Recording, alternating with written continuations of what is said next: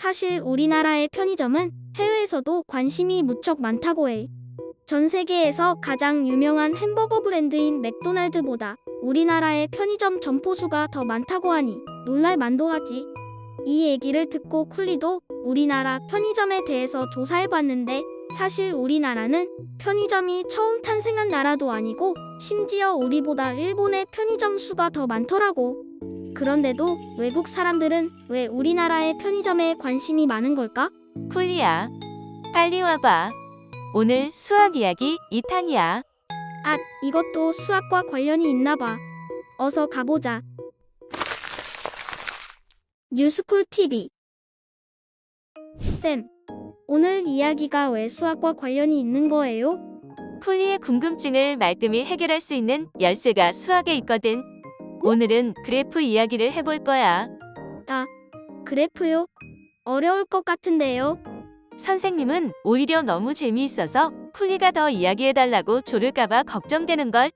쿨리야, 우리나라의 편의점 수가 몇 개인지 기억하니? 네. 일본과 우리나라의 편의점 수를 비교한 표를 가지고 있어요. 일본은 55,713개, 우리나라는 55,580개예요. 이렇게 표로 보는 것보다는 막대 그래프로 보면 비교하기 더 쉬워. 막대 그래프는 조사한 자료의 수량을 막대 모양으로 나타낸 그래프야. 그런데요, 쌤, 막대 그래프는 어떨 때 쓰는 거예요? 막대 그래프는 자료를 비교해 볼 때 아주 유용해. 어느 나라의 편의점 수가 가장 많은지, 쿨리가 일주일 동안 가장 많이 먹은 음식이 무엇인지, 반 친구들이 가장 좋아하는 캐릭터는 무엇인지 막대 그래프로 그려보면 한눈에 비교해 볼 수 있어. 막대 그래프 그릴 때는 가로와 세로 중에 어느 쪽에 나타낼지 정하고, 세로 막대 그래프라면 세로에 조사한 수를 넣고 가로에 조사한 대상을 넣어. 조사한 수 중에서 가장 큰 수까지 나타낼 수 있도록 눈금 한 칸의 크기를 정하고 눈금의 수를 정해. 그리고 끝으로 조사한 수에 맞게 막대를 그린 다음 제목과 단위, 자료의 출처 등을 적어주면 끝이야. 그런데 이렇게 막대 그래프로 봐도 여전히 일본의 편의점 수가 우리나라보다 132개나 많은데요? 그럼 이번에는 꺾은 선 그래프로 한국과 일본의 편의점 수가 매년 어떻게 변했는지 살펴볼까? 꺾은 선 그래프는 달라지는 값을 점으로 찍어서 각각의 점을 선으로 연결한 그래프야. 시간의 흐름에 따라 값이 어떻게 바뀌는지 한눈에 볼 수 있어. 이 표의 숫자들을 그래프로 옮겨보면 이런 모양의 꺾은 선 그래프가 완성돼. 아, 우리나라의 편의점은 계속 늘어나고 있고 일본은 이제 늘지 않고 조금씩 줄어들고 있네요. 우리 쿨리가 그래프를 아주 잘 읽어내는 걸. 쿨리 말이 맞아.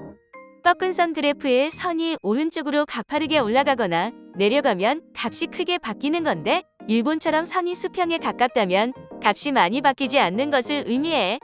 그런데 벌써 올해의 절반이 지나갔잖아. 이런 추세가 계속됐다면 아마도 우리나라의 편의점 수가 이미 일본보다 많아졌을 거라고 해. 이렇게 꺾은 선으로 보니까 두 나라의 편의점 수가 어떻게 변하고 있는지 바로 알 수 있네요. 쌤, 그런데 막대 그래프랑 꺾은 선 그래프는 뭐가 다른 거예요? 막대 그래프는 여러 자료의 수량을 서로 비교할 때 좋아. 반면에 꺾은 선 그래프는 시간이나 거리, 높이, 온도처럼 연속해서 달라지는 값을 나타낼 때 주로 써.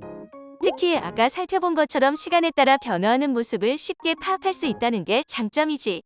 일본과 한국의 연도별 편의점 수처럼 꺾은 선 그래프를 여러 개 그려서 비교해 볼 수도 있어.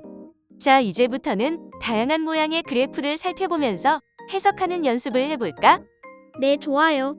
이 그래프는 우리나라 편의점을 어떤 연령대의 사람들이 많이 이용하는지 볼 수 있는 띠 그래프야. 띠 그래프는 전체에 대한 각 부분의 비율을 띠 모양에 나타난 그래프야. 아, 비율이라니 좀 어렵네요. 좀 어렵지?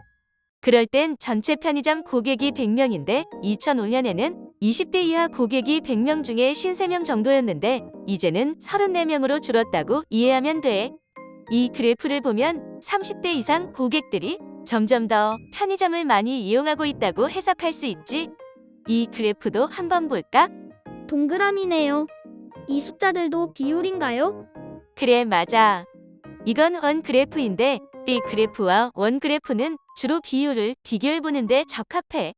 이 원그래프를 보면 동의대학교 학생의 40%, 그러니까 100명 중에 40명은 편의점 음식으로 학기 중 점심 식사를 해결해. 쌤, 제가 편의점과 관련한 그래픽을 찾다 보니 이렇게 신기한 모양의 그래프도 발견했어요. 오, 그래. 이건 편의점에서 가장 많이 팔리는 컵라면과 삼각김밥 모양으로 그래프를 만든 건데, 사실 왼쪽은 띠 그래프, 오른쪽은 원 그래프를 재미있게 변형한 거야. 여기를 볼래?